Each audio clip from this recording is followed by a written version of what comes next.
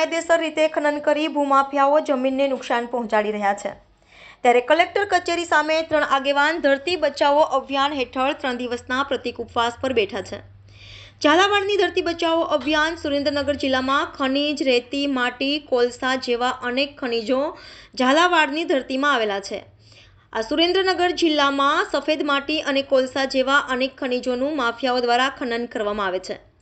આનાથી સરકારી તિજોરીને પણ નુકસાન પહોંચાડાઈ રહ્યું છે। ત્યારે તેમની સામે કાર્યવાહીની માંગ સાથે સુરેન્દ્રનગર જિલ્લાના જાગૃત નાગરિકો દ્વારા સુરેન્દ્રનગર જિલ્લા કલેક્ટર કચેરી સામે પ્રતિક ઉપવાસ પર બેઠેલા રામકુભાઈ કરપડા, અમૃતભાઈ મકવાણાના પ્રતિક ઉપવાસ આંદોલન પર ઉતર્યા છે।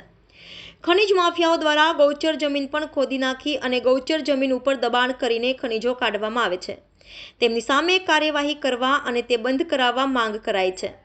ઉલ્લેખનીય છે કે જિલ્લામાં ખનીજ માફિયાઓનો ત્રાસ ખૂબ જ વધી ગયો છે। Bureau chief Solanki Rajubhai, NN news, Surendranagar.